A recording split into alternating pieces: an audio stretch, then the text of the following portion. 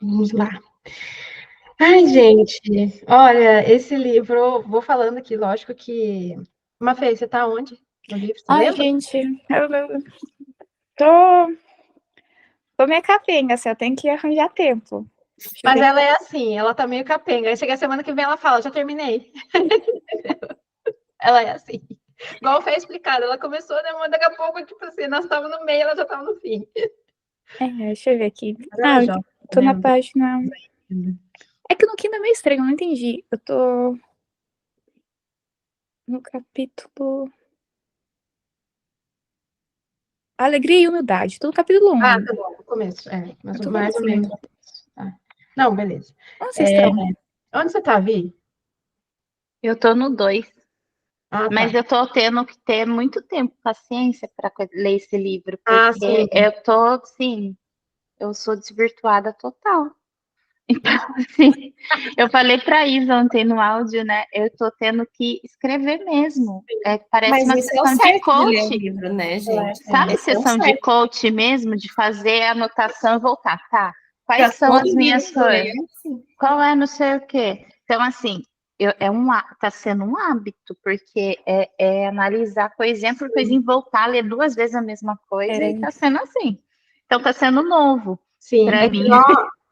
assim, eu sempre tive, entre aspas, o hábito da leitura.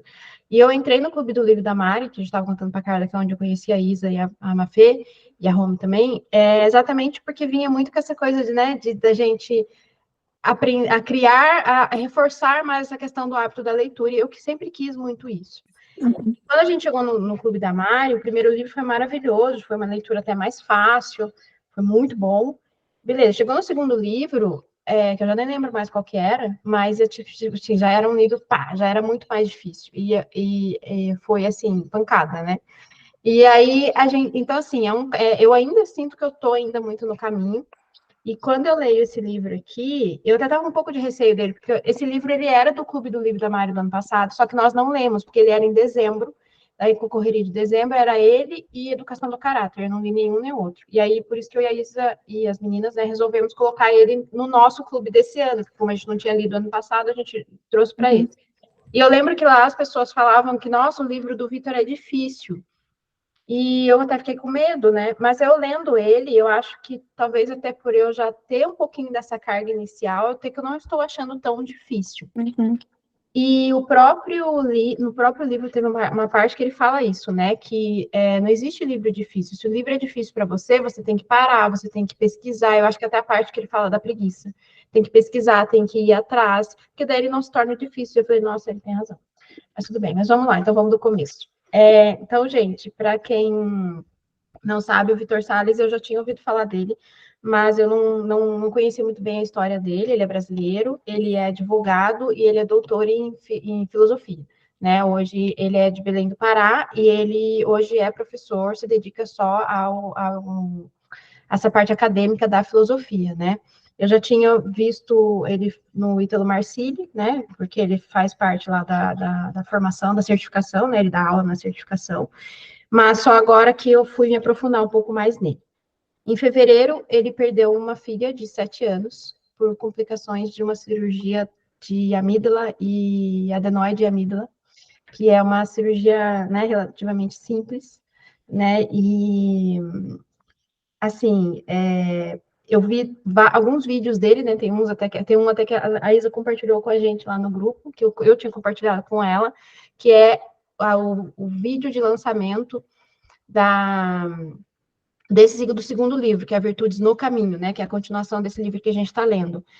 E ele faz, depois que a filha dele falece, então tem vários momentos ele se emociona. E assim, foi um vídeo maravilhoso, não tem como não chorar com ele nessa live dele. E ele falou, e eles são muito católicos, né? Ele e a esposa, eles têm 4 filhos, né? Quem faleceu foi a Isabel. E ele até fala que no dia que a Isabel faleceu, a mulher dele, numa conversa com ele, com a filha mais velha de 10 anos, e a mãe dela falou assim: nossa, às vezes eu pergunto para Deus qual será a minha cruz, né? Porque a minha vida tá tão perfeita, a nossa vida tá tão assim ordenada, tão perfeita, qual será a minha cruz? E aí eles perderam uma filha de 7 anos.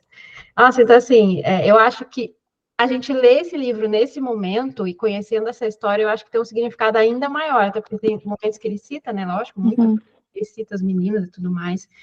E você passa a admirá-lo ainda mais, né? E eu acabei assistindo alguns vídeos dele, inclusive tem um vídeo no YouTube dele, que depois eu posso compartilhar com vocês, que ele fala, que ele conta a história de como ele se tornou católico. E aí ele conta toda a trajetória dele desde de criança, né? Ele foi influenciado pela avó, que era muito católica, ministra da Eucaristia, fazia muitas ações na igreja e tudo mais. Depois teve um período da vida dele que ele foi para os Estados Unidos estudar, e lá ele falou, como todo jovem, se deu uma desvirtuada, e ele também passou por duas famílias que eram protestantes, então ele acabou tendo uma vivência com o protestantismo, lá foi em cultos, inclusive, mas lá mesmo, nos Estados Unidos, ele encontrou um padre e uma pessoa que levou ele para a igreja, então, para a igreja católica. Então, ele ia à missa também com essas pessoas e tudo mais. Depois ele volta para o Brasil, aí ele fala também que foi influenciado por um professor e acho que um outro padre também. E aí ele vai se aprofundando cada vez mais na fé católica. Assim, pelo que eu entendi da trajetória dele, ele nunca deixou de ser católico, ele sempre teve uma influência católica, mas ele fala que o auge mesmo da conversão dele foi quando ele estava noivo da Laís, que é hoje a esposa dele, e que ele viu que estava chegando a hora deles se casarem. E aí ele foi ver o que era, ele como um bom filósofo, foi entender o que é o amor, né? E ele fala que foi aí que ele entendeu, né, que o sacramento do casamento relacionado ligado com essa questão do amor tinha era uma coisa muito pautada, muito baseada na fé. Então, ele fala que foi aí que ele realmente se converteu, vamos dizer assim, 100% católico. E eu achei isso muito bonito. Inclusive, no vídeo que ele fala desse livro, ele toca nesse assunto de novo. Que ele fala que o auge da conversão dele foi quando ele se decidiu se casar com a Laís e viver esse sacramento mesmo, né, seguindo os caminhos de Deus. E aí, corta para hoje, onde eles, né, passam por essa questão aí na família deles. Eu acho que para nós que somos mães, é aquela coisa, não dá, para quem não é mãe, não dá para explicar para vocês como que é o amor de mãe, né? A gente só sabe quando a gente se torna mãe. E eu penso, eu estava refletindo sobre ele ontem e eu falei, isso é uma coisa também que eu acho que por mais que nós que dói na gente quando a gente ouve, né, falar que ele perdeu uma filha de 7 anos, a gente nunca vai saber como é, né, uma dor de realmente perder um filho. Então, eu acho que a gente tem muito a aprender com ele.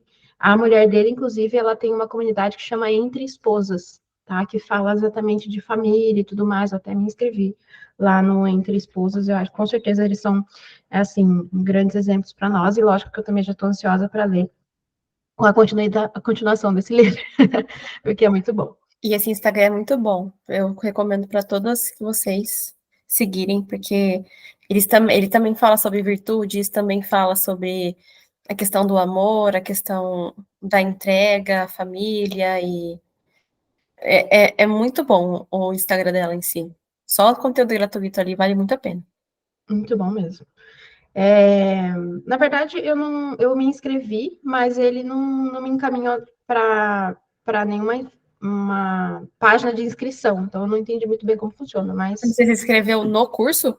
Não, se você entrar no link que tem na bio, ele tem um negócio para você se inscrever, e ela fala que é para você se inscrever na newsletter dela. Ah, isso eu não sei, porque faz tempo que eu a sigo, eu não... Eu só comecei a seguir agora. E aí, esse livro, ele é fruto de um conjunto de lives que ele fez em 2020 no Instagram, que foi quando ele começou a vida dele, né, pública no Instagram. Ele já é professor há muitos anos e tudo mais, e ele viu que, né, que a internet, lógico, poderia também ser um caminho ali, um lugar onde ele pudesse também perpetuar todo o seu conhecimento. E ele fez 50 lives falando sobre virtudes, e nesse livro ele, vamos dizer assim, transcreveu 30 dessas lives, né? E o outro livro são as outras 20. E aí ele até fala que a partir daí também teve a ideia de fazer o Clube do Livro, e quem incentivou muito ele a fazer o Clube do Livro dele, o Clube do Livro dele, pelo que eu entendi, é a Bíblia, foi a Mariana Brito.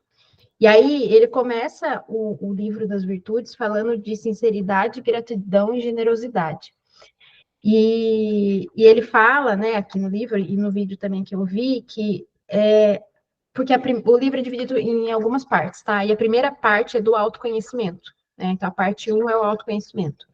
E a sinceridade, ele fala no sentido da gente. Então, quando ele fala da virtude da sinceridade, ele fala no sentido da gente fazer um processo de autoconhecimento, deixando a soberba de lado. E isso me lembrou muito uma vez que eu vi uma coisa que fez muito sentido para mim, que toda vez que a gente vai fazer uma entrevista de emprego, sempre nos perguntam, né, quais são os seus pontos fortes, quais são os seus pontos fracos. E quão é difícil a gente falar dos nossos pontos fracos. E por que é difícil? Porque exatamente por causa da nossa soberba. Ninguém é livre disso, né? Por causa do pecado original, a soberba tá na gente, então a gente tem que saber lidar com isso o tempo todo. Então, quando a gente vê essas palavras, eu acho até isoladamente, a gente fala assim, eu sou sincero, né? Eu sou grato, eu sou generoso, mas quando a gente vai refletir mesmo isso, será que a gente realmente é 100%, né? Será que a gente realmente tem essa virtude desenvolvida? Então, eu achei muito interessante, né? E aí eu até vou ler algumas partes que eu destaquei, que ele fala que o autoconhecimento depende da sinceridade e da humildade, e de não deixar que as escamas da soberba, ou as escamas do pecado, e da projeção nos impeçam de ver realmente quem somos. Assim, de algum modo, a sinceridade está conectada à gratidão. A gratidão, ele fala no sentido de agradecermos, né, de sermos gratos, principalmente às pessoas que nos ajudam a crescer, que nos ajudam a melhorar, né, então reconhecer que somos pecadores, reconhecer que somos muito pequenos e que essas pessoas que ajudam a gente a crescer, de sermos gratos a ela, e claro, também gratos a Deus, né, e aí ele também até, nesse começo do livro, ele fala um pouquinho até de fé e gratidão, né, que também estão muito ligados. E essa questão da generosidade é também, de nós também sermos generosos com outras pessoas, compartilhando não só a generosidade, eu acho que no começo aqui ele fala da questão da caridade em si, né, mas a generosidade exatamente de compartilhar conhecimento e tudo mais, que nem ele mesmo, no vídeo, ele também fala, no vídeo desse livro, que ele fala que tudo que ele fala aqui, se você for ler, assim, até de uma forma um pouco soberba, eu diria, né, você fala assim, mas tudo isso aqui eu já sei, né, ele tá, é como se ele estivesse falando mais no mesmo. E não, se você ler realmente com humildade, e com abrindo os seus olhos, entendendo que nós somos muito pequenos, a gente vê que não é tão óbvio assim, porque a gente não segue tão a fundo tudo isso. E, inclusive, tem muito a ver com o áudio que a Rô me mandou hoje, da questão, né, da gente trabalhar essa questão dos prazeres da vida, e a gente vai falar um pouco sobre isso mais para frente. E aí ele já começa falando, né, lógico, que são virtudes, e ele fala que as virtudes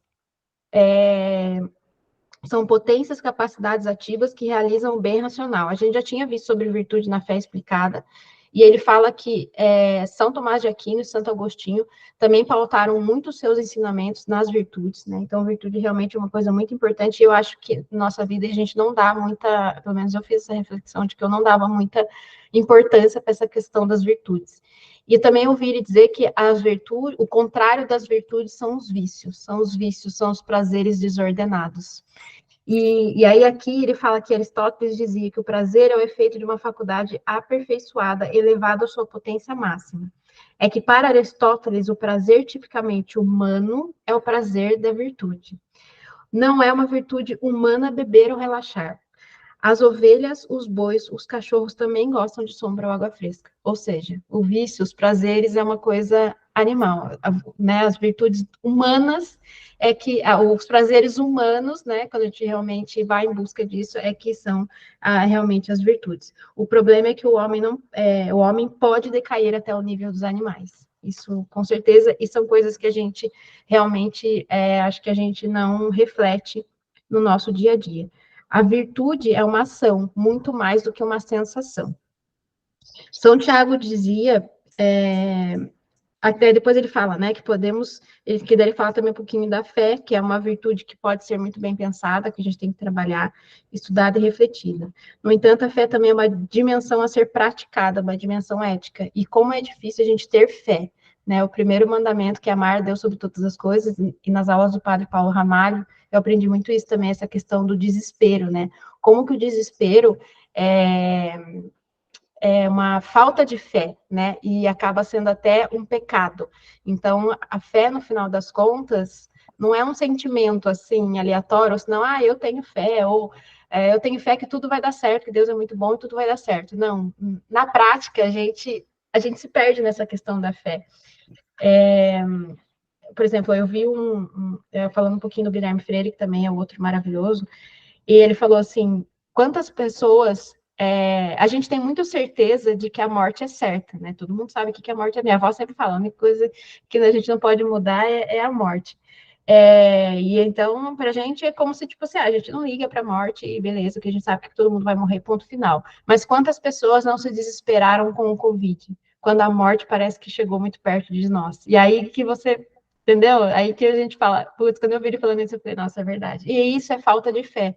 Então, agora, inclusive, só agora eu entendi que todas as pessoas que eu seguia na época, né, o próprio Ítalo Marcílio, a Sâmia, levavam o Covid de uma forma, assim, parece que muito diferente, porque a gente via tanto desespero e eles pareciam que viam de uma forma mais serena. Mas é porque eles são pessoas de muita fé, né? E, assim, por mais que seja difícil, é entender os planos que Deus tem para nós, né? Inclusive, o Vitor está dando esse exemplo, o Vitor e a Laís está dando esse exemplo agora, porque são pessoas de extrema fé e que acabaram de perder a sua filha aí de 7 anos por complicações de uma cirurgia que é relativamente simples, né? Pode falar, Vim. Só para complementar essa questão da fé, né? Eu estou juntando com toda essa versão da Viviane que eu estou tentando criar, né? Dentro do catolicismo de fé mesmo, eu me comprometi a rezar, porque eu não lembrava mais como rezar. E então, assim, aí até ontem a Isa mandou um vídeo, né, que o Guilherme Freire falava assim, que o rezar tem que ser que nem uma criança, né, e conversar. Uhum. A princípio, eu comecei a fazer o quê? A reza fazendo todos os dias do Pocket Terço da manhã, oração da manhã. E me veio você falando e isso já vem me chamando muita atenção. Em muitas orações ele fala para eu estar tranquila, para eu estar preparada para a morte. Não lembro ao certo como que é, mas fala muito sobre isso, sobre você estar aqui, mas que você aceite a morte, que você vê que a morte como um processo para ir viver no paraíso com Deus, né? Então, assim, é muito sobre isso. Então, às vezes a gente está tão ligada no poder, no poder, no poder, no poder, no querer, no querer, no querer do nosso humano, e a gente esquece que a gente tem que se preparar e estar bem preparado para estar indo com Deus na hora que Ele nos chamar. E pode ser a qualquer momento. Exato, exato. Fechado na minha cabeça, sai. A gente pensar, tá, e se eu for embora hoje? Eu tô feliz com o que eu tô deixando aqui? Exatamente. Porque a gente pode ir embora daqui 5 minutos. A gente, depois que a gente começou a estudar isso, né, eu perdi meu tio no começo do ano, vocês já sabem, e eu até falei isso para a Isa, eu falei, depois que a gente começou a estudar a doutrina católica, como mudou a visão da morte para mim, né? E o Guilherme Freire, inclusive, ele fala isso naquele podcast do Flow, né? Que ele fala que se o pessoal fala, as pessoas falam que o paraíso é aqui. Ele fala, Deus me livre, o paraíso não é aqui, o paraíso é lá, né? No céu. Eu não quero viver o paraíso da terra, eu quero viver o paraíso do céu. Então, assim, é que é muito difícil, não é tão simples, não é tão fácil assim, porque tanto que tem uma parte no livro que ele fala da alegria, né? E ele fala, ser alegre é você ser alegre, ser feliz o mais difícil é ser, inclusive, em situações difíceis da vida, porque ser alegre quando tá tudo bem é fácil, né? O mais difícil é você ser alegre quando realmente as situações estão mais difíceis. Enquanto a gente... Então, assim, essa coisa de ser melhor, eu também falei isso, às vezes a gente conversa muito sobre essas coisas. E quando eu estava assistindo as aulas do Padre Paulo Ramalho, ele falava que... eu falei para ela assim, falei, nossa, Isa, como a gente vê que o católico, a doutrina católica, ele nos ensina a sermos uma pessoa melhor, porque eu tinha uma referência de igreja católica que era só aquilo de um monte de música, um monte de história, né? Então, por exemplo, a gente ouve tanto falar assim, que Deus morreu na cruz por nós, e eu me dei conta, no meu auge dos meus 40 anos, que eu não sei por que ele morreu na cruz por nós. Então, por quê? Porque, né, assim, não estou criticando nem julgando, mas é porque os próprios católicos não conhecem a doutrina católica. E quando você vai assistindo ali as aulas do Padre Paulo Ramalho, estudando tudo que a gente está estudando, no final das contas, eles só estão nos levando para um caminho de sermos pessoas melhores, né, de sermos pessoas boas, de sermos pessoas melhores.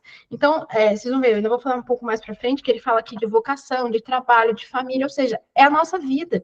Então, eu estou encantada com isso. E aí, cada vez que a gente segue, eu me sinto uma pessoa melhor. eu me sinto uma pessoa melhor. Só que quando eu comecei a ler esse livro, eu falei, gente, quão miserável eu sou, né? Tipo, eu já acho que eu sou melhor. E de você, sou não é merda nenhuma. Então, eu acho que a ideia central desse livro é muito isso, de termos sempre em mente que a gente tem que ter essa sinceridade de ver, né, fazer nosso exercício de autoconhecimento sem as escamas do pecado, né, tirar isso do nosso olho, e que a gente sempre tem oportunidade de melhorar. Que todos os dias a gente tem a oportunidade de melhorar. E esse livro está trazendo muito isso para mim, né? Que já achava que já estava num caminho, parece que eu voltei a estaca zero. É muito doido isso. E aí, aqui eu estou na parte exatamente da alegria e da humildade, né? Inclusive, ele fala aqui um pouco que eu até grifei sobre o temperamento melancólico, que é mas não vou entrar nesse agora nessa parte de temperamentos, porque eu sei que a Vi e a Carla ainda não conhecem, e a gente vai falar sobre temperamentos num livro que a gente também vai ler ainda esse ano. E aí a alegria é uma forma de ser humilde, o bom humor é uma manifestação enorme de alegria, brincar, relativizar, tirar por menos, tudo isso ajuda a romper a tristeza. As pessoas não têm obrigação de se afetar com a nossa tristeza. Por outro lado, podemos tentar sempre alegrá-las, já que a alegria é uma manifestação do amor e benevolência. Na live onde ele lança o segundo livro, que a filha dele já faleceu, ele fala que no velório da filha dele, eu achei isso, gente, eu tô lendo o Victor falando, cara, eu sou muito miserável. Ele falou que as pessoas chegavam no velório, assim, desconsoláveis, assim, tipo, lógico, né, muito tristes, a morte de uma criança impacta muita gente. E ele olhava aquelas pessoas, ele relatou isso, ele olhava aquelas pessoas e falava, nossa, eu preciso consolar aquela pessoa. Gente, ele é o pai da criança. Eu olhei ele falando aquilo, eu falei, gente, olha que homem, né? Porque ele falava assim, eu preciso consolar essas pessoas. Eu acho que, é lógico, não é um momento de alegria, mas é exatamente um momento de humildade dele. Porque ele tinha, de certa forma, ele tinha que ser consolado, né? Ele e a esposa. E ele falou que ele se preocupava, porque as pessoas estavam chegando, e ele falava, não, eu preciso consolar essas pessoas, porque né, elas estão chegando assim muito desoladas. Então, eu acho que isso é muito uma questão da humildade, né, dele, essa questão muito da alegria. E ele fala também, inclusive, nessa parte aqui da alegria, do nosso cérebro, né? Quando a gente faz uma corrida, o nosso corpo libera adrenalina para a gente poder ter potência de correr mais e melhor. Então, quanto mais a gente se aprofundar em negativismo, em pessimismo, por isso que o melancólico é um perigo, né? No negativismo, no pessimismo, mais a gente vai mandar informações negativas para o nosso cérebro. Então, quanto mais a gente cultiva essa virtude da alegria, isso, inclusive, vai fazer bem até para o nosso corpo. E lá no Fé Explicado, a gente entendeu, que foi o que a Rumi falou, que o corpo não é nosso, né? O nosso corpo, ele é na verdade, Deus deu o nosso corpo para nós cuidarmos. Então, quanto mais coisas ruins nós fizemos para o nosso corpo, está relacionado à questão do pecado, de nos maltratarmos, vamos dizer assim, né? E quanto não é virtuoso, né? Porque daí está muito relacionado a essa questão dos prazeres. E aqui eu coloquei um asterisco muito grande, que ele fala que, no fundo, ele fala de perfeccionismo, né? Porque ele fala de perfeição aqui. E, no fundo, o perfeccionismo é uma forma de vaidade. Uma vez eu também li num livro, faz muito tempo isso, e eu nunca esqueci. Eu li num livro que era inclusive, do Max Geringer, que fala sobre emprego, não tem nada a ver com catolicismo e tudo mais. Uma vez, foi um livro que eu gostei bastante, inclusive. Deve fazer uns 20 anos que eu já li esse livro. E ele falava que o perfeccionista é um defeito. Daí ele falava, toda vez que eu ouço numa entrevista uma pessoa falar, eu sou perfeccionista, é um defeito, porque o perfeccionista, ele acha que tudo que ele faz é perfeito, ele não tem a humildade de reconhecer o seu erro. E eu falei, e aí ele trouxe aqui de novo, eu falei, gente, desde que eu li aquilo, eu nunca esqueci, porque eu falei a verdade. Então, assim, tanto que eu odeio, eu já tenho raiva das pessoas, não raiva, né? É uma soberba minha também nesse ponto. Quando a pessoa fala assim, porque eu sou perfeccionista, então, tipo assim, o que eu faço tem que estar sempre perfeito. Mas isso é um erro. E quantas vezes, né? E eu acho que isso me tocou na época, porque eu via muito perfeccionismo como nossa, se eu falar que eu sou perfeccionista, é uma qualidade. E, na verdade, não é. Muito pelo contrário, é um defeito. Pode falar, Isa. Só complementando essa história do perfeccionismo, eu já ouvi falar e eu também vejo o perfeccionismo como uma desculpa para não agir também. Sim. Né? Às vezes a pessoa ela não tem coragem de agir Então, ela espera o momento perfeito, a forma perfeita, o jeito perfeito. É muito mais fácil você esperar a condição perfeita, né? Porque aí você... Estou planejando, é que eu estou fazendo perfeito. Então, é como se você se desse desculpa de que você está no caminho, que você está fazendo. Né? Eu não agi ainda, mas eu estou no planejamento ainda. Mas, na verdade, não. É que a pessoa, ela está procrastinando a ideia da ação, né? O momento perfeito é o que a gente está fazendo agora. E, de novo, também a falta de fé e de aceitar as vontades de Deus, né? Porque não existe um momento perfeito. Na verdade, a gente não sabe, né? Eu passei por uma situação essa semana, né, Carla? Que eu tive que administrar aqui as emoções minhas também, lógico, do meu marido também. É que ele ainda não está nesse nível. E, na verdade, a gente não sabe se... Porque a gente ia comprar uma casa que não deu certo. E a Carla é consultora de imóveis, tá, Mafê? Só para você não ficar boiando, né? Como é que ela sabe, a Carla? A gente ia comprar uma casa que não deu certo e, assim, para o meu marido, aquela casa era perfeita. E, na verdade, a gente não sabe, né? Ela realmente era muito boa, era uma oportunidade muito boa, mas a gente não sabe, né? Então, mesmo, então, isso serviu muito de lição para mim, porque mesmo estudando tudo isso, na segunda-feira eu fiquei bem chateada. E não era para eu ficar. E eu fiquei muito chateada. Então, olha o quanto a gente tem que realmente relutar, né? De aceitar mesmo a vontade de Deus, de ter fé e de entender que não é a gente que sabe. Então, como que a gente vai julgar o que é perfeito ou não? A gente não sabe, não é a gente que vai saber, né? O momento perfeito e tudo mais. É igual a questão de ter filhos, né? Muita gente, às vezes, eu sou uma delas, tá? Procrastina isso, porque agora não é o momento, porque agora não é isso, não é aquilo, enfim. E quando a gente entende, né, o que é ter um filho, né, o que é ser responsável por cuidar de uma alma, quando a gente entende de verdade, a gente fala, nossa, eu já devia ter feito isso muito antes, mas tudo bem, também Deus é que sabe, tá tudo certo. Uma coisa que eu não falei, que nesse livro tem, em várias partes dele, são os exames de consciência. O exame de consciência, a gente só, pelo menos eu só tinha conhecimento dele quando a gente aprende na catequese a fazer o exame de consciência para confessar. E, de novo, né, eu também aprendi isso muito superficial e acredito que até hoje nem tenha feito um exame de consciência muito, assim, né, muito profundo, assim, não aprendi ainda e eu também acho que é um aprendizado constante. Tanto que no Pocket Terço tem o exame de consciência lá, para quem quiser fazer, por exemplo, à noite, tem a forma como ele vai te direcionando, né? E aqui no livro, em várias partes, ele coloca. Então, por exemplo, essa parte de alegria, quando chega na parte de exame de consciência, ele faz várias perguntas. Demonstra alegria de viver no cotidiano, independente das circunstâncias? Costumo sorrir ou ando com a cara fechada e amarrada? Tenho humildade diante das minhas imperfeições? E aí são perguntas realmente para a gente refletir. E ele fala, né, no vídeo ele fala isso, que o exame de consciência é uma forma de oração, né, da gente reconhecer, da gente fazer esse exercício, de fazer esse exame de consciência livre dessas escamas da soberba, do pecado, que é um exercício muito difícil. Então, eu acho que quanto mais nós praticarmos essas questões, né, quanto mais nós praticarmos o exame de consciência, e eu acho que isso deve ser realmente diário, isso vai nos deixar muito mais virtuosos, né? Depois ele fala de... Pode falar, Vi. Só complementando, Ale, eu acho que tá tudo relacionado, né? Por exemplo, do perfeccionista com a alegria, com os temperamentos, com tudo, e com a gratidão.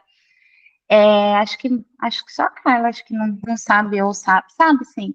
Eu, quando mergulhei muito nessa questão do holístico, quando eu me afastei literalmente da Igreja Católica e tentava alimentar, equilibrar os pratinhos, né, com o que eu tenho de conhecimento e com as coisas que me vinham, foi onde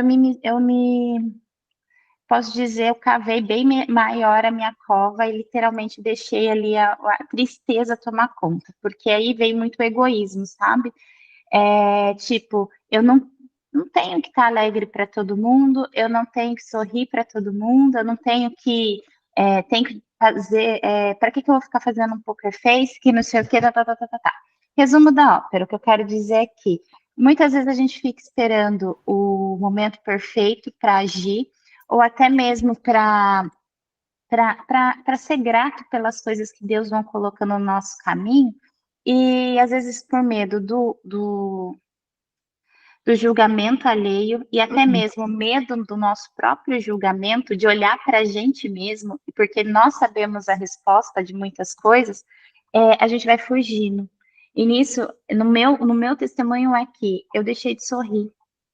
Eu escutava uma pessoa que falava, eu tenho um amigo que ele falou, quando eu estava mais perdida de mim, o Vitor falou assim, lembra uma vez que o Cássio falou para você que ele nunca te viu sem estar sorrindo? Você tem que se apegar a isso. Então, assim, o Vitor me traz muito para mim, muitas vezes, sabe, quando eu me perco. Porque eu falei assim, eu não consigo mais sorrir. Eu não quero mais sorrir. E aí, quando me veio esse livro, essa parte aqui, me veio muito esse exame de consciência. Que muitas de vocês sabem que eu tive uma depressão muito profunda, que eu já tentei o suicídio algumas vezes, e que eu só não cheguei ao final porque eu tinha muita fé. Que o medo de ir para o inferno, literalmente, porque eu, de alguma forma, o que eu aprendi lá na minha infância me carrega até hoje, por mais que eu fui para outros caminhos. Então, assim, o perfeccionismo não leva ninguém a lugar nenhum. E vendo esse livro, eu vejo muito nisso. Hoje eu estou tendo a coragem de sair do trabalho com medo? Sim. Mas com medo do quê? Do julgamento alheio e do meu próprio julgamento. Então, isso é interessante você falar isso, né? Porque muitas vezes a gente tem medo de sair do nosso trabalho por causa de dinheiro ou de falta de dinheiro. Quantas vezes, principalmente quando eu vim para Portugal, eu me peguei nesse desespero de, tipo, né, na época que eu ainda não tinha arrumado emprego, de que, ai meu Deus, vai acabar nosso dinheiro, a gente vai passar fome, a gente vai, não sei o quê. Tipo, tudo isso era falta de fé. Tudo isso era realmente um desespero que não fazia sentido. E olha como a gente vê que cada medo é diferente, né? No caso da Vivi, eu tenho medo do julgamento alheio. E assim, aqui a questão do sorriso e da alegria é que, as outras, né, ideologias, essas terapias holísticas, é que o ser humano, ele por si só, ele já é centrado, ele já é autocentrado. Então, o que acontece? A Igreja Católica, ela prega exatamente o contrário, que a gente tem que servir as pessoas, né? É o contrário, como se você se deixasse por último. Ao invés de não se deixasse por último, você tem que se martirizar o tempo todo, não é isso, né? Mas é que o servir as pessoas vai te devolver coisas muito maiores, muito mais grandiosas do que o contrário. E aí, o que acontece? Como existe um movimento todo contra a Igreja Católica hoje no mundo, eles falam exatamente o contrário, que você tem que se voltar para você. Então, por que eu vou sorrir para Vivi? Eu não tenho que sorrir, ela que tem que sorrir para mim. E não é assim, gente. Sabe? Foi aí que eu me perdi ali, entendeu? Que eu me perdi posso dizer, por alguns anos de mim. E eu tô muito feliz que eu tô voltando com isso, que eu tô voltando com essa alegria de verdade. E medo vai existir, fé, tenho muita, porque é ela que mantém aqui. Mas aí o raciocínio era, você falou da gratidão lá atrás, né? Tá, só que eu praticava a gratidão e o me doar para os outros, e aí eu comecei a me julgar por isso. Por que eu tenho que me doar para os outros? Ninguém se doa por mim. Ninguém faz isso para mim. E aí você se fecha dentro de você e esquece exatamente disso, do doar. E esquece de todos os outros princípios que a gente está conversando até agora. Eu não vou aprofundar muito, mas entra muito naquela questão que nós já conversamos, já vivi, da constelação familiar. Que é o que eles pregam, que você é hoje é fruto do que a sua família fez para você lá atrás, gente. Lógico que a gente tem marcas do que foi lá atrás. Mas isso acho que eu já vi o Ítalo falando. Mas agora você é adulto, você toma as rédeas da sua vida e vai corrigir o que você tem que corrigir. Eu não vou ficar agora eu sou assim porque a minha mãe lá em 1994 me falou uma coisa que eu nunca mais esqueci e agora eu sou assim, pronto. Porque minha mãe falou isso lá atrás e eu tenho que perdoar ela. Não. Meu filho, se você é assim, você tá errado. Então vai, corrige. Pronto, acabou. Você sabe que o Ítalo é muito firme, né? Não sei se a Carla conhece o Ítalo Marcilli. Ele é muito firme no que ele fala e não sei o quê. E o Vitor, no vídeo, ele fala que ele colocou Sócrates na capa do livro, porque Sócrates era assim. Tanto que ele fala que se você vê, ele falou, se você vê a capa do livro, você vê que ele é um cara másculo, né, musculoso, e assim, com o dedo assim, ele explica isso no vídeo que ele fala no livro. E ele diz que ele era assim, porque ele falava para as pessoas, por que vocês vão seguir esse governo? Vocês vão seguir... Ele, sabe, ele era, tipo assim, gente... toma o prumo, né, da sua vida, pega, faz o que tem que ser feito e pronto, acabou, sem ficar pensando nos outros e tudo mais. E aí ele fala, eu estou na página aqui onde ele fala de coragem, que daí eu acho que também vem bem de encontro com isso que a Vivi está falando. Precisamos desenvolver a virtude da coragem. A coragem não é só a virtude daqueles que vão para a guerra e enfrentam a paixão do medo. Mesmo no cotidiano, precisamos dela para não nos preocupar com o que vão pensar de nós. Exatamente o que você acabou de falar.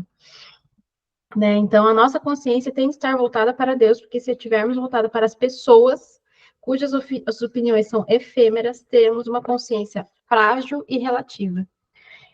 Às vezes, a nossa própria opinião acerca de nós mesmos é muito frágil. Precisamos focar a nossa vida em algo absoluto, em algo que não muda, em algo sólido. Isso é maravilhoso. Depois, se eu for falar tudo que eu grifei, a gente vai ficar aqui até meio-dia.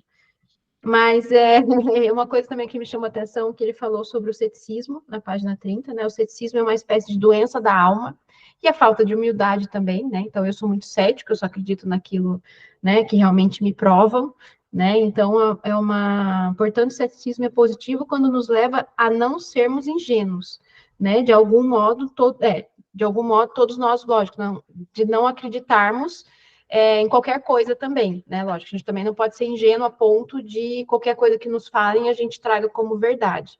E aí, eu não sei se é aqui que ele fala, mas que eu anotei até, inclusive, que é como é importante, está chegando próximo, na página 34, que ele fala que como é importante a gente discutir com outras pessoas que pensam ao contrário da gente, né?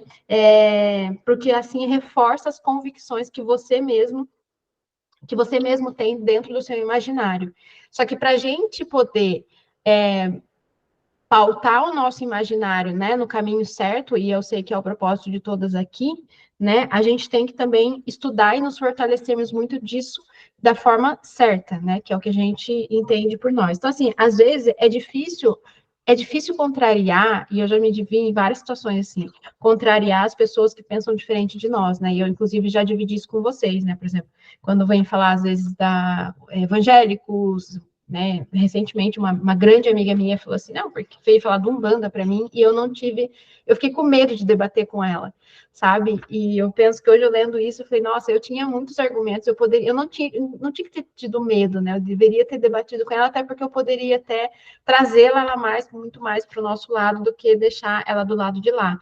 E porque no imaginário dela, como está sendo apresentado para ela a questão do Umbanda como uma coisa muito boa, ela está pautando, né, o discurso dela nisso, e eu estou pautando numa coisa diferente, numa coisa que realmente a gente acredita que é a verdade.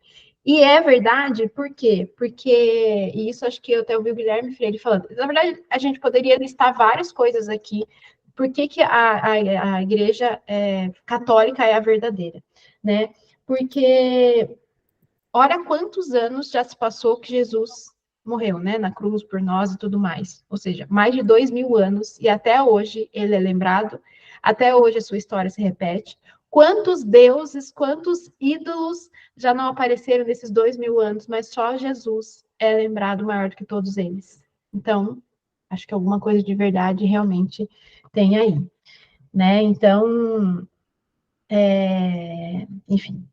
Aí a gente passa para uma parte aqui, mais para frente, falando ainda nessa parte de coragem, né, nessa parte do autoconhecimento, que ele fala da solidão e do silêncio. Isso foi uma coisa também que me pegou bastante, né, solidão e o autoconhecimento, principalmente eu, pelo meu temperamento, que sou mais acelerada, sou sanguínea, a minha cabeça não para, né, então isso também me pegou muito, porque o autoconhecimento exige solidão e silêncio. Recomendo que faça o seguinte exercício. Antes de dormir, tente repassar o dia na sua cabeça, de manhã até a noite, como se fosse um filme. Perceba como estamos constantemente ocupados. Tentamos nos ocupar como se existir por si só não fosse suficiente para nos instalarmos na realidade, ou seja, para estarmos presentes e atentos ao que está acontecendo. Quando estamos ausentes, tendemos a nos perder de vista.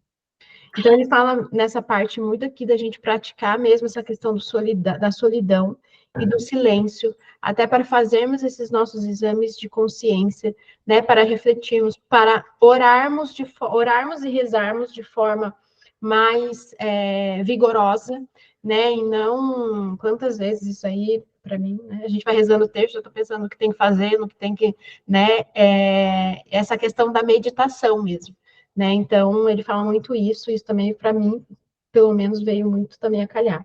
E aí, em seguida, ele fala da prática do diário para o autoconhecimento. E ele fala, inclusive, que é difícil, né, às vezes, a gente escrever, e eu tenho essa dificuldade, eu tenho um pouco de medo de fazer esse diário, assim, eu tenho um pouco, não sei se ligada à soberba, exatamente da falta de humildade de escrever, né, de fazer um diário sobre o que eu penso, sobre repassar esse meu dia. Eu ainda não comecei, mas é uma coisa que eu quero começar, que inclusive é o que ele recomenda aqui, né? Ó, escrever também pode ser uma boa prática para lidar com a solidão necessária para o autoconhecimento. Recentemente, minha filha Maria começou a escrever um diáriozinho. É interessante notar como ela precisa expressar para si mesma suas emoções e seus sentimentos.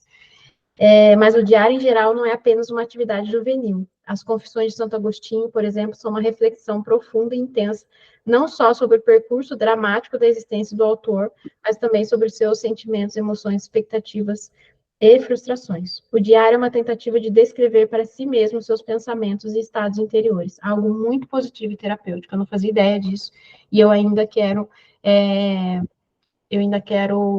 fazer. Diga, Mafê. Eu gosto de escrever diário, é uma coisa juvenil, mas eu peguei o hábito desde quando era mais nova e realmente ajuda bastante. Porque tem vezes que você tá com problemas que você não quer compartilhar, ainda mais como eu moro fora. Tem coisas que a sua mãe não precisa saber porque você não quer preocupar. Então, é um espaço muito seguro para você desabafar. Às vezes vira até oração, você fala, meu Deus do céu, o que eu faço da minha vida? Então, acho que é bem terapêutico e ajuda realmente. E é interessante depois você ler um momento de desespero, depois que a tempestade já passou. Você fala, caraca, eu pensei que era o fim do mundo, que eu não ia sobreviver, que era a pior coisa que poderia ter passado na minha vida. E você consegue falar, foi bom.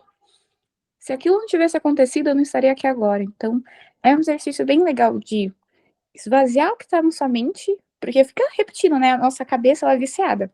Enquanto você não soltar aquilo que está na sua cabeça, vai ficar repetindo. Aí pode repetir uma semana, meses, anos. Então, é um exercício de você esvaziar a sua mente e ficar pronto para a próxima. Com certeza. Eu recomendo a prática. Eu acho que quando eu li essa parte do diário, me pegou muito, porque talvez eu tenha realmente medo de eu mesmo expressar e contar os meus problemas e os meus sentimentos, né, de lidar. Então, mas eu quero, com certeza, começar a fazer. E aí ele linka o diário com a história do vício em redes sociais, né? Então, porque hoje, né, em vez de a gente estar ali, muitas vezes até se munindo de informações úteis, de informações melhores, quantas vezes a gente se pega passando ali as redes sociais e a nossa cabeça acaba ficando mais acelerada ainda, mais cheia de sentimentos, de pensamentos inúteis, que não vão agregar nada. Ele até fala, né? Ó, mais de 90% do seu conteúdo são superficiais e inúteis. Você sabe discernir o joio do trigo? Ou se perde em meio ao joio ao buscar o trigo? Se perde, é melhor abandonar as redes sociais e buscar o trigo em outro lugar. Há muita gente que faz isso e não se arrepende. Eu acho que mais ou menos o relato da Vivi foi um pouco isso, né? Ela acabou se perdendo e agora está se encontrando. E aí ele está dando aqui umas dicas para a gente cronometrar o tempo de uso no Instagram e tudo mais, para a gente também não ficar pautado nisso. E eu acrescento ainda, acredito que vocês concordam comigo, até nisso, né? Tipo assim, então agora eu só vou seguir o Guilherme Freire, só vou seguir o Vitor Salles, só vou seguir o Ítalo Marcilli, mas aí eu vou ficar, em vez de fazer o que eu tenho que fazer, eu vou ficar o dia inteiro só vendo essas caras. É a mesma coisa, na verdade. É igual as pessoas falam assim, eu não assisto TV, não assisto novela, né, às vezes até se gaba por causa disso, mas em contrapartida o cara tá o dia inteiro no Instagram, então, tipo assim, você só trocou, né, que você deixou a televisão, na verdade, você só trocou. Então, ele fala muito sobre isso.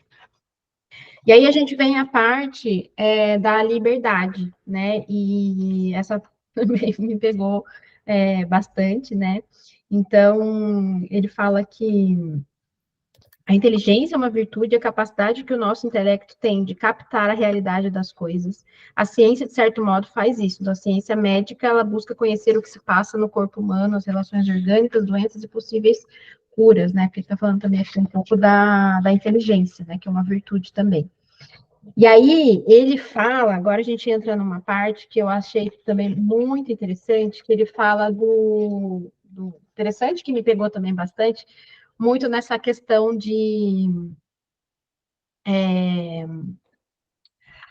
que a gente, quando a gente é preso em vícios, nós não somos pessoas livres. E eu falei, cara, é muito verdade isso, né?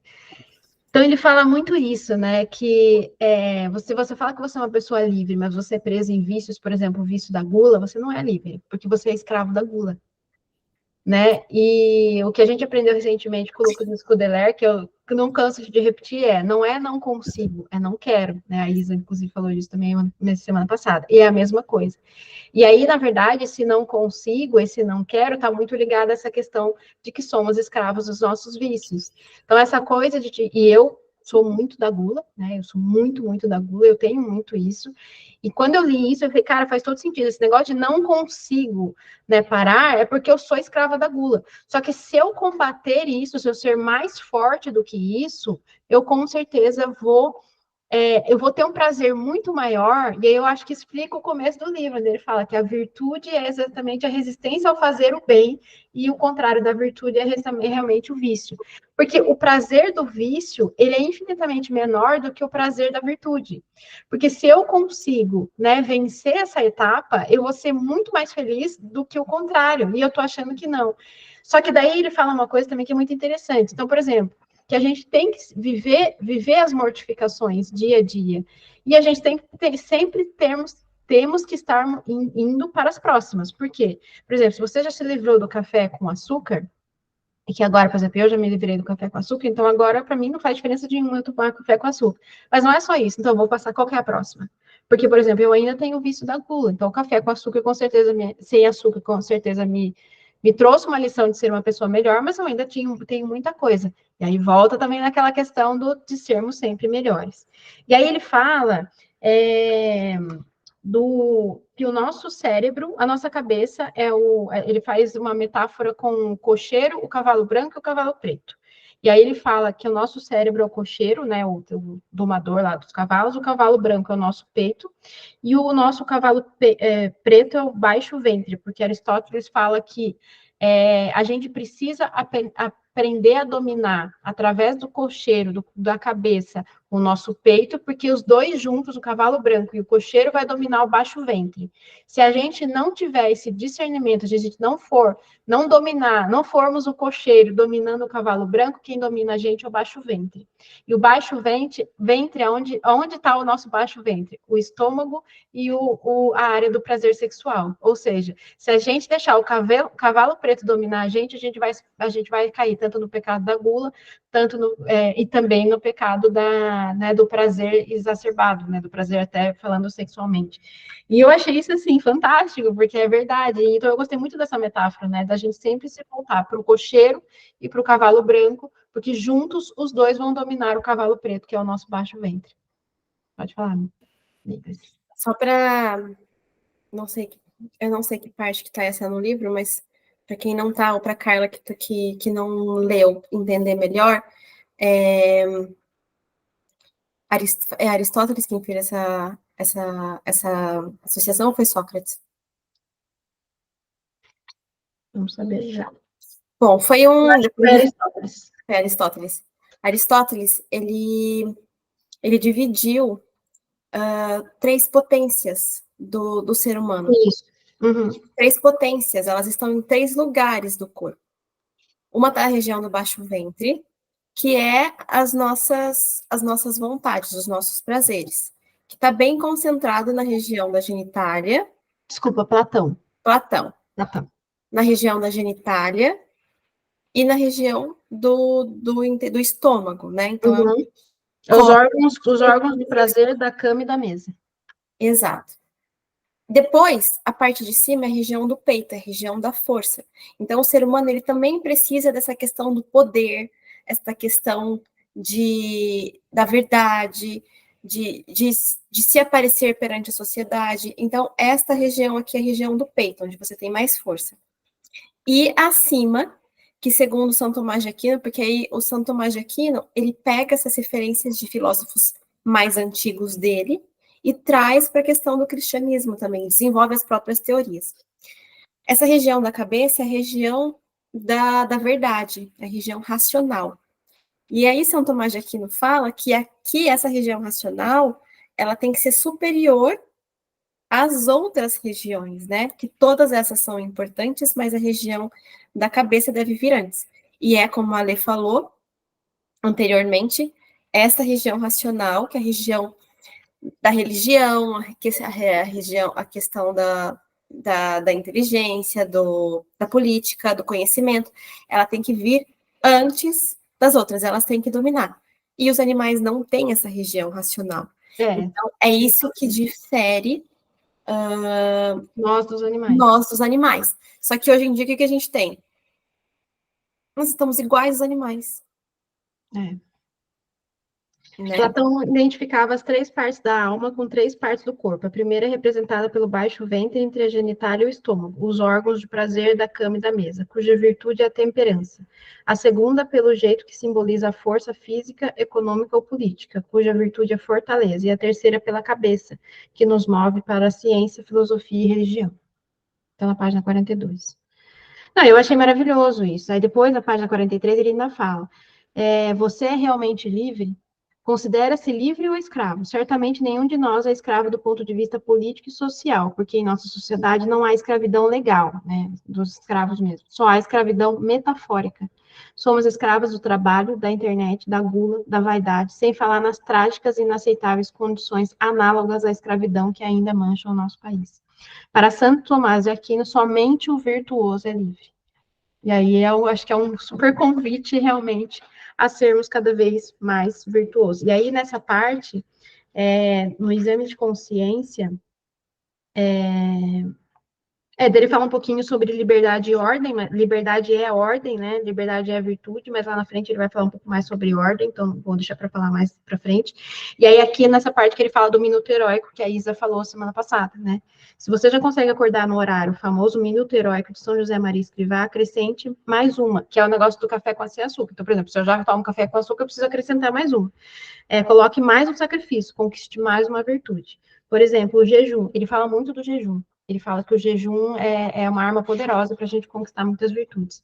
E aí, no exame de consciência, que eu grifei sinto-me escravo de alguém ou de alguma coisa, como do trabalho, da internet ou do prazer.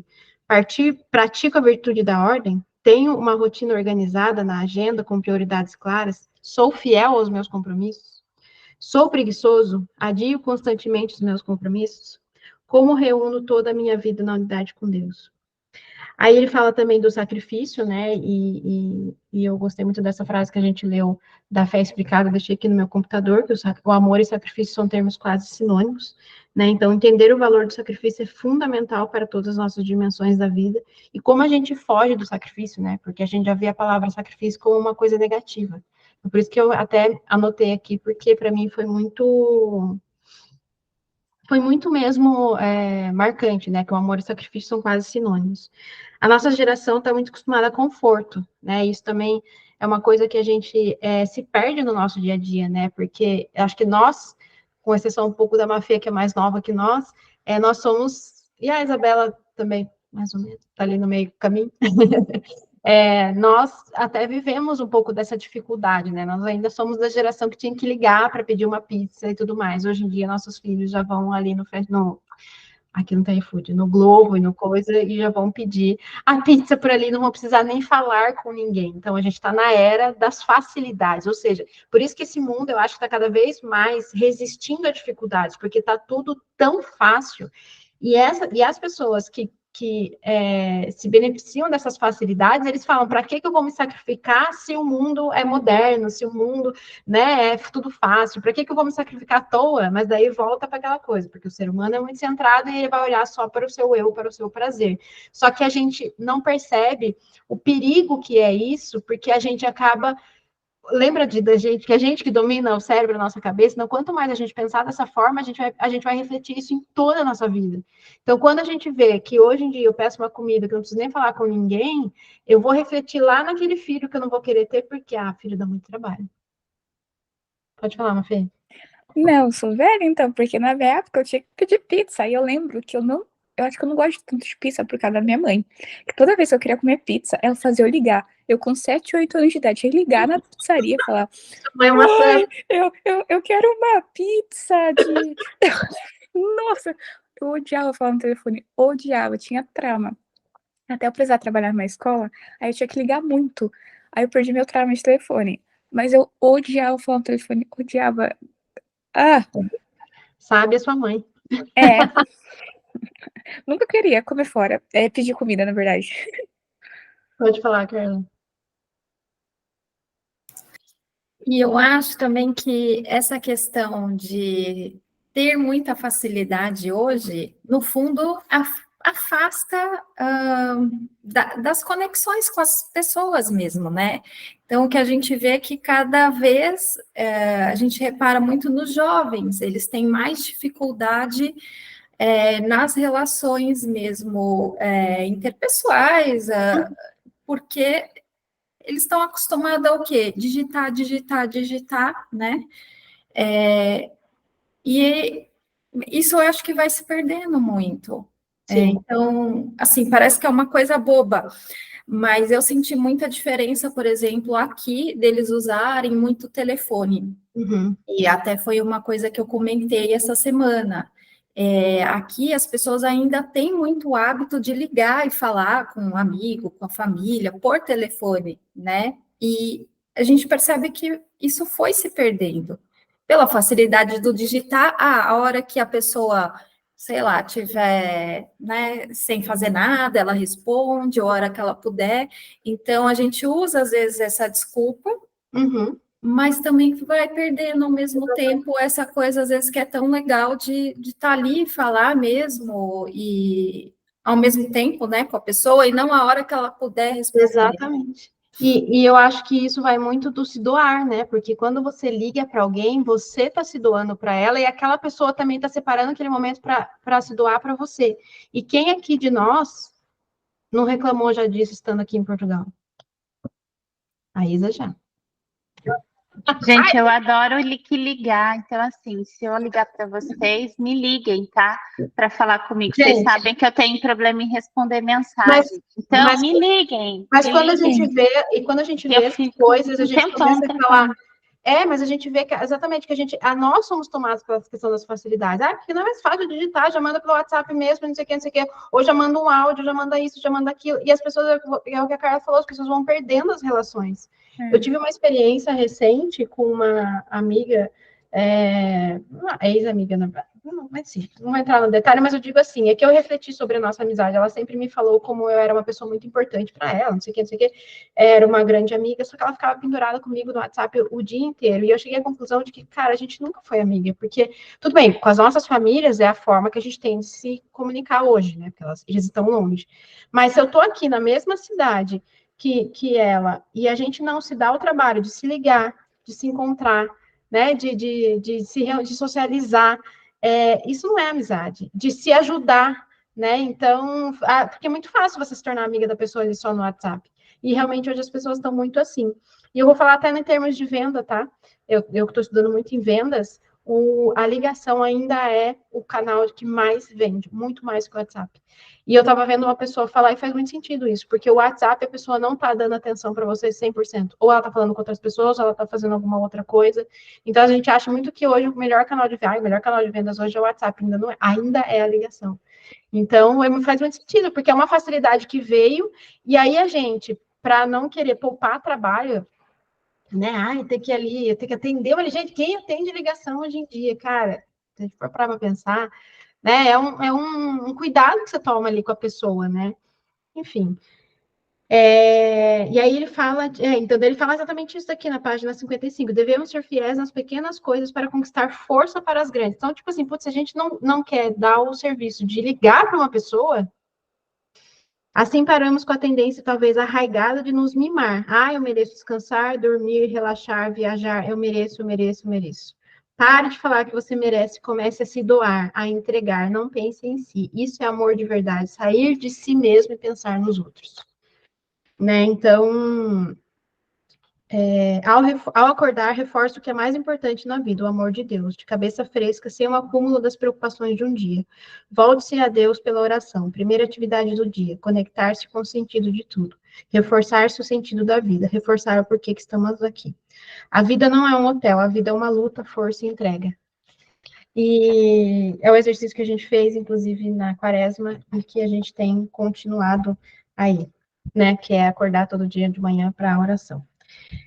Procuro minhas mortificações voluntárias com finalidade moral e espiritual, sou acomodado e evito o desconforto de toda maneira, sacrifico-me pela minha família, priorizo a oração no meu dia como prática concreta de fé e de amor a Deus. E aí ele fala, eu já me perdi um pouco, estou na página 58, porque essa parte a gente não pode deixar de falar. Ah, é aqui mesmo, 58. A diferença entre cansaço e preguiça. Isso para mim foi maravilhoso. Eu gostei muito dessa parte, porque ele fala, você sabe discernir quando você está com preguiça ou quando você está cansado? Eu falei, cara, eu não sei. Né? Então, quantas vezes eu deixo de fazer? Ah, tô cansada, é cansaço mesmo ou é preguiça? Né? Então, a diferença entre o cansaço e preguiça. Cansaço é realmente um esgotamento das suas energias. Preguiça é o corpo querendo se manter inerte. Se você dormiu pelo menos de 6 a 7 horas, já são suficientes para você ter energia para fazer tudo que tem que ser feito. Então, se cuidar, exercício físico pela manhã, se alimentar saudável, te darão energia suficiente para enfrentar o seu dia. E aqui ele dá vários exemplos, inclusive dele, né, falando que, eu peguei uma parte aqui que ele fala que quando você se apega muito ao trabalho, quando você gosta muito de trabalhar, e eu me pego muito nisso, tipo assim, você não quer fazer mais nada porque você só quer trabalhar. E aí você se sente cheio disso, porque não, mas eu tô trabalhando, tipo, eu não tô fazendo uma coisa que me dá prazer, eu tô trabalhando. Só que quantas vezes eu trabalho com internet, consigo, né, em casa eu consigo fazer isso. Quantas vezes eu venho para o trabalho dando a desculpa que eu tenho que trabalhar porque eu tenho preguiça de brincar com meu filho. Porque eu tenho preguiça, muitas vezes, de encontrar com um amigo, ou de me doar, ou de conversar com meu marido. Ah, mas eu estou trabalhando, ou seja, então não estou fazendo coisa ruim. Então, e aí, depois que a gente trabalha muito, a gente está o quê? Cansado. Tá, agora eu também não consigo fazer isso, porque eu estou cansado, porque eu já esgotei as minhas energias. Então, essa parte do cansaço, da preguiça, para mim, me pegou bastante, porque, refletindo no meu dia, muitas vezes eu deixo de fazer as coisas por preguiça e não por cansaço. Né? E aí ele fala, o que me pegou foi que ele falou que ele, no final de semana, ele sempre gostava de tomar uma cerveja na hora do almoço, mas ele percebeu que a cerveja deixava ele com preguiça de se doar pelos filhos dele depois do almoço, de fazer uma brincadeira, de ficar com eles, então ele eliminou a cerveja para ele se sentir mais disposto para ficar com os filhos dele depois do almoço. E aí eu falei, nossa, isso também foi uma coisa que me pegou bastante. Aí ele fala da leitura e autoconhecimento, que também me pegou. Gente, esse livro é só um tapa na minha cara, assim, o tempo todo, entendeu? Porque o que ele falou? Quais livros eu devo ler? Embora faça parte do meu trabalho recomendá-los, o mais importante é ler o que você já tem. Eu tenho uma infinidade de livros aqui que eu só vou comprando, não li até hoje. E aí ele fala muito isso também, né?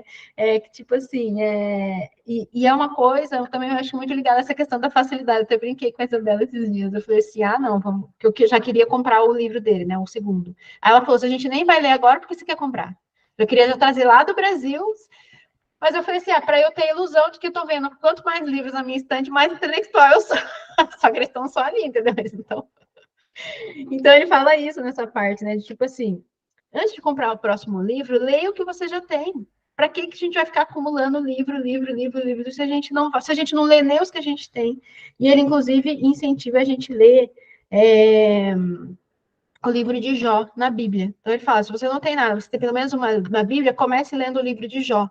Porque parece que a história de Jó realmente é uma história aí muito inspiradora. Eu também já fiquei com vontade de ler. É preciso lutar contra o vício da curiosidade. Eu tenho muito isso. o vício da curiosidade é essa espécie de consumismo intelectual. E é aquilo, né? Por isso que a gente brinca, acho que a gente até brincou esses dias no grupo. Eu não tenho tempo nem dinheiro para ler tudo que eu quero ler, né? Para comprar todos os livros que eu tenho.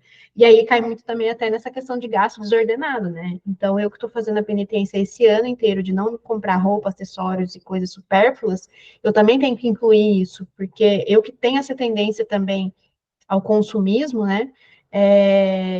Para eu não trocar. Então, tipo assim, eu não vou comprar roupa, mas livro eu posso comprar porque não está no hall. Não, mas o livro também nutre um pouco esse meu vício da curiosidade e essa coisa de só porque está ali 300 livros, eu acho que eu sou a pessoa mais intelectual no mundo. E eu estou muito longe disso. Aí ele vem nessa parte de qual é o seu papel do mundo, né? Então, realmente de fazer fazer bem feito o que a gente tem que fazer, né? E entra na parte da vocação, né? Então, qual é a nossa vocação e da gente realmente pensar mesmo nessa questão da vocação, é uma coisa também que a igreja nos convida a pensar nisso, né? E, inclusive, eu estava falando para Isa esses dias que eu não sabia qual era a minha vocação, e ela já, lógico, me deu um esporro, já me deu uma, porque ela falou, sua vocação é sua família, e é verdade. Né? E principalmente depois que eu li esse livro, desde que eu vi o vídeo dele, quando ele fala que quando ele escolheu se casar, né, a vocação dele também é a família dele, porque é o sacramento. Eu vou andar um pouco mais rápido, porque a gente ainda está na página 69, como eu disse, deixar, a gente fica até meio-dia aqui. Eu achei muito interessante a parte ali na página 68, que ele falou da Bela e a Fera. Ele não tem só esses 2 livros, tá? Ele tem um livro também, um livro que é A Cultura da Ordem, não lembro coisa, mas é um livro bem maior, inclusive, que eu acho que ele é mais filosófico, acho que ele é mais denso do que esses. Por que eu tô falando desse livro? Porque ele fala que lá ele fala do Rei Leão, né? Ele fala muito do Rei Leão, e aqui nesse livro ele fala da Bela e a Fera. Por quê, gente? Os clássicos os contos de fada, eles são coisas muito antigas, né?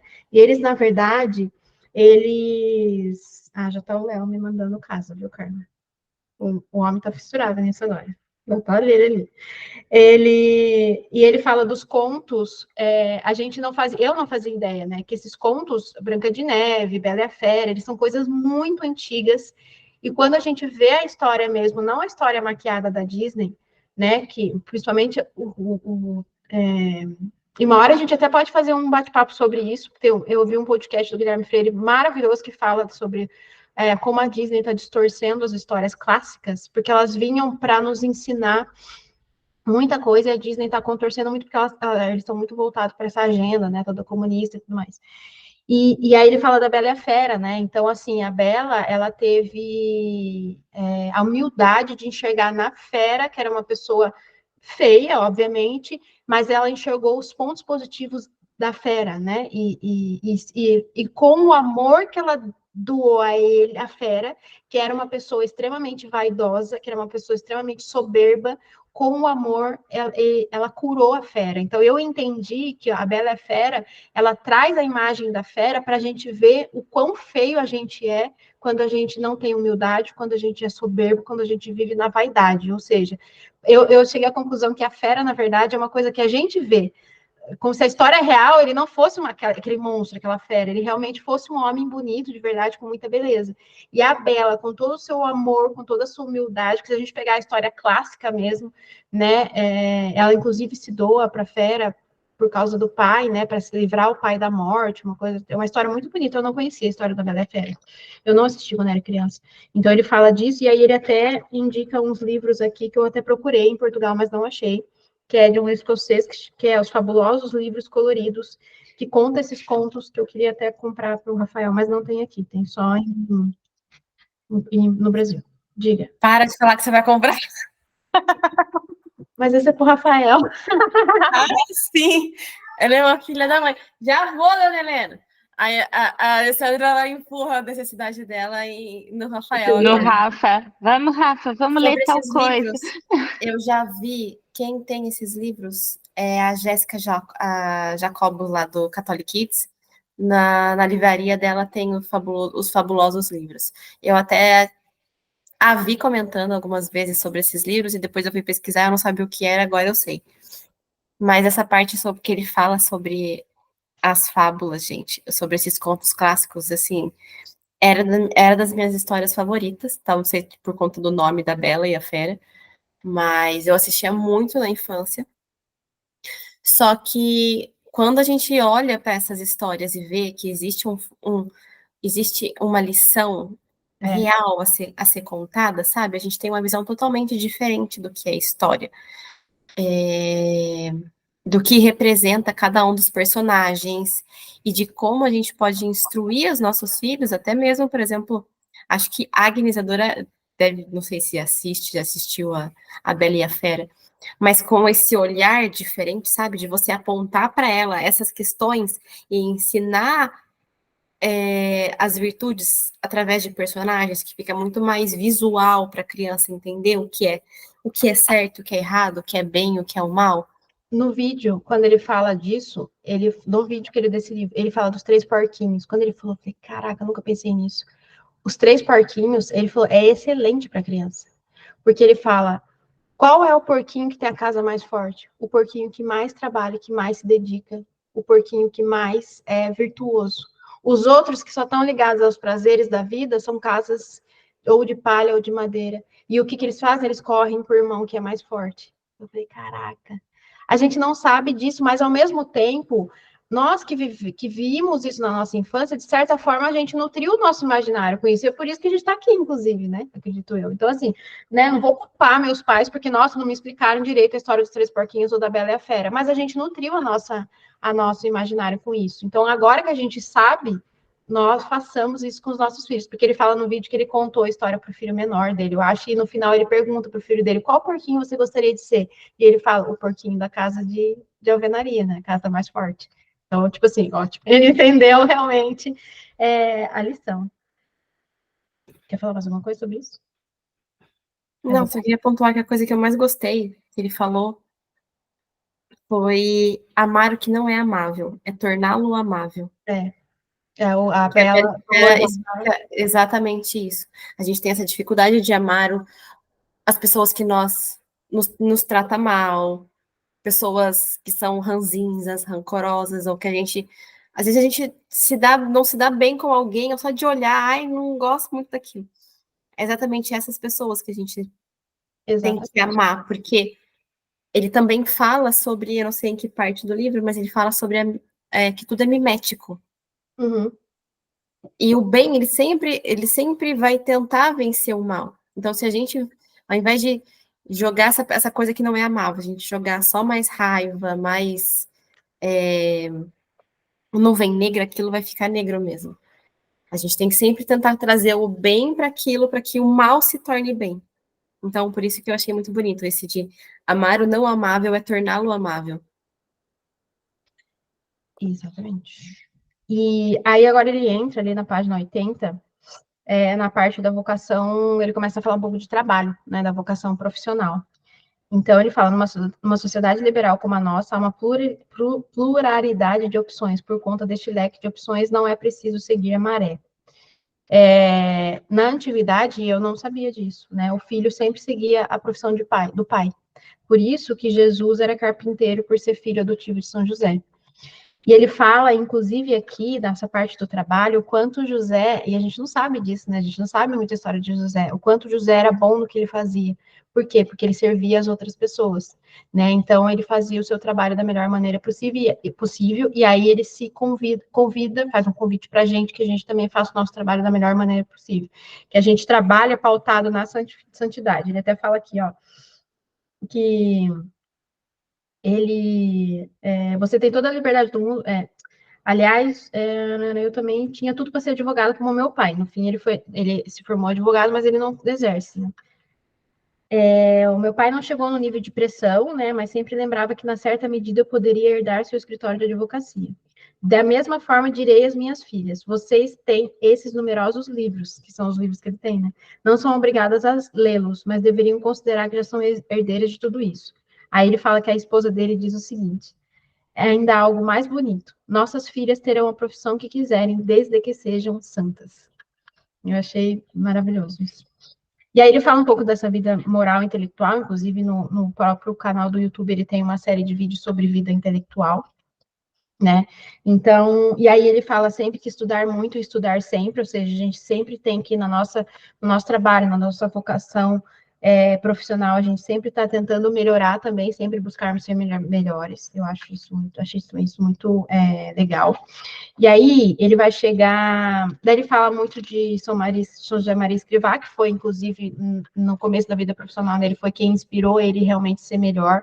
Gostei muito na parte que ele fala que toda vez que ele entra numa sala de aula, ele pede para Deus que seja uma aula melhor ainda que a aula anterior, que ele seja instrumento realmente de orientação e de que as pessoas ali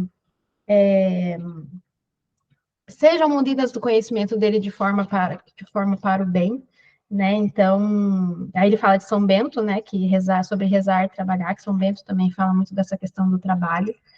E aí ele chega na questão da ordem, que essa parte aqui, tanto quanto a parte do cavalo, eu amei. E a parte dos dedos da mão. Né? Então, você vê que ele vem construindo até aqui no livro, que ele fala do autoconhecimento, ele fala um pouco da família, né? da humildade, da sinceridade, da gratidão, enfim, de várias virtudes que a gente já falou aqui. Ele fala da vocação, e aí ele fala de sermos escravos dos nossos prazeres, e ele chega nessa parte da virtude da ordem, que eu achei maravilhoso. Imagine os 5 dedos das mãos correspondente a uma dimensão específica da nossa vida. E aí, o que ele explica? Que o dedo maior tem que ser Deus. Então, a gente, né, a nossa vida tem que ser voltada, a maior parte da nossa vida tem que ser voltada para Deus. O dedo anelar, a família. Então, é Deus em primeiro lugar, a família. O dedo indicador ao trabalho, que daí ele fala da vocação do trabalho, de santificarmos o nosso trabalho. O dedo polegar ao social, então social, às amizades e tudo mais, e o mindinho aos prazeres da vida, ao lazer e os prazeres da vida. E para mim fez muito sentido. E daqui para frente ele fala muito isso, para a gente nunca esquecer que o centro da nossa vida é o quê? Deus, trabalho, Deus, família e trabalho. Deus, família e trabalho. Ele repete isso, inclusive, várias vezes. Eu achei assim maravilhoso. E essa parte também dos dedos da mão, né? Eu achei, assim, muito maravilhoso. Ele fala que São José Maria Escrivá falou também, né, que percebeu que o trabalho não pode ser apenas um ganha-pão, uma forma de passar o tempo, mas deve ter um papel especial na nossa vida. E tomei a consciência de que não poderia negligenciar ou escantear meu trabalho, seja ele qual fosse. Isso é uma coisa que eu tenho muito em mim hoje, sabe? Que não existe profissão perfeita, não existe profissão melhor ou ruim. Eu acho que eu falei até para Vivi esses dias. Existe aquilo que você faz exatamente com amor. Tudo aquilo que você faz com amor, com dedicação,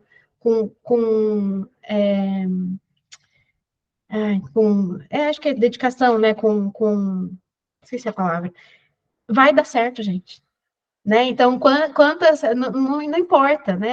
O lixeiro que fizer bem o trabalho dele, ele vai tirar o lixo que está na sua porta, que pode te trazer doença, que não sei o quê. Não existe profissão ruim, né? Não existe profissão ruim ou profissão menor. Todas as profissões são muito boas. Aí a gente entra na parte da sabedoria, né? Daí já estou chegando mais perto do fim, que eu acho que a gente pode, que é a parte 2 do livro, e eu acho que a gente pode até, já são 10h30, falar de uma vez só no próximo encontro, que daí a gente fala da sabedoria e vai até o fim, né, do livro. Porque eu já grifei algumas coisas aqui, já estou entrando em partes também muito bacanas, porque eu tinha falado da gente falar até o capítulo 5, mas como acho que só a Isabela e a Rome que já estão nessa parte, acho que a gente pode deixar para a próxima. É isso, gente. O livro é maravilhoso. Eu acho que a gente ainda tem muito que aprender com ele, né? É um livro que eu acho que dá para revisitar várias vezes. Então, hoje mesmo, desde ontem, né, que eu estou revisitando essas partes que eu comentei aqui com você, eu fui lembrando de coisas que, nossa, que parece que eu já tinha esquecido. É um livro, assim, muito bom. O segundo deve ser tão maravilhoso quanto esse, claro. E por mais que é o que ele falou no vídeo, né, que ele explica o vídeo, por mais que ele fale coisas que parecem óbvias, mas quando a gente lê com vontade, sem soberba, a gente vê que não são tão óbvias assim. Quantos exemplos eu dei aqui de coisas que ele citou no livro que eu não faço? E eu já achando que estava no caminho bom, já. Eu já achando que estava arrasando. Não tô bem miserável. Mas tem que melhorar muito ainda. É isso. Muito Eu já bom. quero ler esse livro. É maravilhoso. Já quero começar, meninas. Mas eu acho que o mais importante da gente ler é a gente aplicar as coisas. Sim. Ele é um livro que convida você a praticar as coisas. Sim. E só uma coisa que eu queria falar sobre isso. Quando eu tenho um marido que a sabedoria fala que a sabedoria de Sócrates está ali com ele, assim, ó. Mas eu já venho lido sobre virtudes há algum tempo e a gente muda muito a cabeça, né, sobre como a gente age na vida, com problemas e com relação a nós mesmos. E eu fui ali no Brasil, em conversa, por exemplo, com a minha mãe, eu comecei a tentar ajudá-la em alguns aspectos, porque eu falo, e a Lê tem uma história parecida com a minha, eu sou mais mãe da minha mãe do que o inverso. Então, eu sempre tenho que estar cuidando e a ajudando a crescer espiritualmente, mentalmente, enfim. E eu falando as coisas para ela, a minha mãe só fazendo umas caras assim para mim. Ou, você acha que é fácil, Isabela? Tudo para ela é assim, você acha que é fácil, Isabela? Mas não é fácil assim. Mas isso aqui, não sei o quê. Aí o Vinícius, quietinho. Depois que nós estávamos só nós dois, ele falou assim, Isabela, não fale sobre virtude para as pessoas. E por quê? Porque as pessoas não entendem. Elas não conhecem. Então, não é que não é para falar sobre virtudes. Por que eu estou falando isso para vocês? Porque vamos supor que a Carla vai falar para o Júnior, olha, Júnior, você tem que controlar essa sua gula, porque você tem que cultivar a sua virtude. Já fala, que porra você tá falando comigo? Então, assim, quando a gente se empolga com essa ideia, né, de crescer, de evoluir espiritualmente, mas o fato de, onde o Vinícius me explicou, o fato de você falar para a pessoa, você tem que crescer em virtude, o fato de falar que a pessoa que a pessoa tem que crescer em virtude, como ela não conhece sobre virtude, dá a entender de que assim, ó, ela não tem nada. E a virtude, como a Alê falou, é uma coisa que ela é para sempre, você está indo a um degrau acima, um degrau acima, um degrau acima, um degrau acima. Essa é a santidade. A gente está sempre melhorando, a gente está sempre buscando mais. Só que para quem não conhece, para quem não é religioso, ou tem muitos religiosos, mas que não sabem sobre isso, só sabem a história da igreja, o que é para fazer, o que não é para fazer, e ainda nem assim sabe.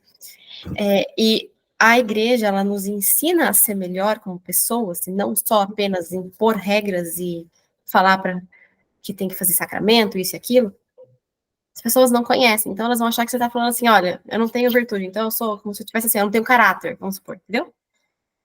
Então a gente tem que tomar muito cuidado, sabe, com o falar com as pessoas sobre isso. Imagina, por exemplo, se a Alessandra falar para o marido dela que agora eles estão na busca de casa e ele está super nervoso, se falar para ele que ele não tem a virtude da fortaleza. Nossa.